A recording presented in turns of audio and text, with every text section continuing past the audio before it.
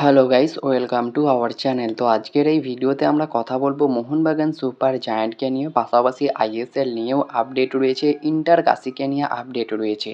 তো ভিডিওটা ইন্টারেস্টিং হবে, শেষ পর্যন্ত দেখতে থাকো। আর আমাদের এই চ্যানেলে যারা প্রথমবার এসেছো তারা অবশ্যই সাবস্ক্রাইব করে পাশের বেল আইকনটিতে অল প্রেস করে দিও। তো চলো শুরু করা যাক। তো প্রথমেই আমরা কথা বলে নেব ইন্টার কাশিকে নিয়ে। তো ইন্টার কাশি এই মরশুমের আইএসএলের হোম ম্যাচগুলো খেলার কথা ছিল গোয়ার ফতোরদাতে, তো সেটা কিন্তু পরিবর্তন করা হয়েছে। গোয়ার ফতোরদার পরিবর্তে এই মরশুমের ইন্টার কাসির নিজেদের সকল হোম ম্যাচ তারা কিন্তু খেলবে মোহামেডান এসসির হোম গ্রাউন্ড কিশোর ভারতী ক্রীড়াঙ্গনে। এটা কিন্তু অফিসিয়ালি কনফার্ম করা হয়েছে। এরপরে যদি আমরা কথা বলি পরের মরশুমের আইএসএল কমার্শিয়াল রাইটস নিয়ে কী আপডেট এলো, তো বর্তমানে যে খবরটা বেরিয়ে আসছে, দুজন বিডার্স কিন্তু এই মুহূর্তে এগিয়ে রয়েছে পরের মরশুমের আইএসএলের জন্য, মানে পরের যে 20 বছরের একটা লং টার্ম চুক্তি হচ্ছে সেটার জন্য যে কমার্শিয়াল রাইটসের একটা বিড করা হয়েছে, সেখানে ফ্যানকোড এবং ক্যাপ্রি গ্লোবাল নামে একটি কোম্পানি, এছাড়াও আরও একটি কোম্পানি কিন্তু অ্যাটেন্ড করেছে সেই মিটিংয়ে। তো আশা করা যাচ্ছে খুব দ্রুত পরের মরশুমের জন্য কমার্শিয়াল রাইটস পেয়ে যাবে। তো তোমরা পার্সোনালি কাকে কমার্শিয়াল রাইটস হিসাবে দেখতে চাও, ফ্যানকোড নাকি অন্যান্য কোনো কোম্পানি, নাকি সেই পুরনো এফএসডিএল? অবশ্যই তোমাদের মতামত কমেন্টে জানিও। এরপরে যদি আমরা মোহনবাগানের একটি গুরুত্বপূর্ণ আপডেট নিয়ে কথা বলি, যেটা মোহনবাগানের জন্য একটা ধাক্কাও হতে পারে।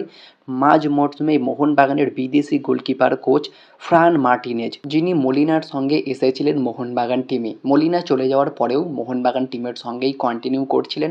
তবে গতকালকে যে আপডেটটা বেরিয়ে এসেছে, এই ফ্রান মার্টিনেজ হঠাৎই দল ছেড়ে দিয়েছে। মোহনবাগান দল ছেড়ে তিনি কিন্তু মলিনার সঙ্গে হন্ডুরাস জাতীয় দলের কোচিং হিসাবে যোগ দিতে চলেছেন।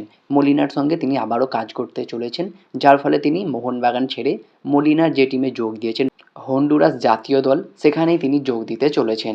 এবং বর্তমানে মোহনবাগান তো ইমিডিয়েট কোনো বিদেশি গোলকিপার কোচকে আনতে পারছে না, যার ফলে তারা কিন্তু মোহনবাগান জুনিয়র টিমের গোলকিপার কোচ অভ্র মণ্ডলকেই আপাতত সিনিয়র টিমের দায়িত্ব দিলেন। তো তিনিই কিন্তু এবার বিশাল কায়েতদেরকে গোলকিপিং কোচ করাবেন, এটা আপাতত চূড়ান্ত।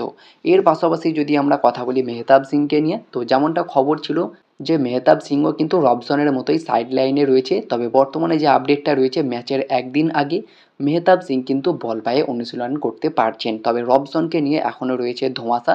তো সেখানেই যদি আমরা রবসন রবিনোকে নিয়েই কথা বলি, তো যে খবরটা রয়েছে মেবি রবসন রবিনো হয়তো এই ম্যাচটাতেও নাও খেলতে পারে, এমনই কিন্তু সম্ভাবনা দেখা যাচ্ছে বর্তমান সময়ে।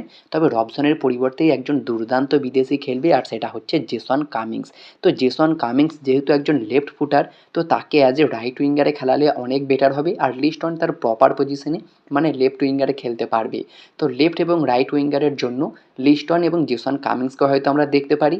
আর আপফ্রন্টে ম্যাকলারেন থাকলে অ্যাটাকিং মিডফিল্ডে দিমি থাকবে। তো অবশ্যই এই ম্যাচেও আমরা হয়তো অস্ট্রেলিয়ান ট্রায়ও দেখতে চলেছি, জেমি দিমি এবং McLaren.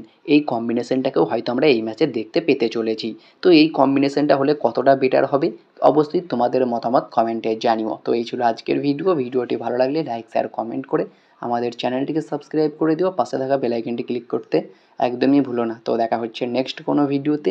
Bye bye, have a good day.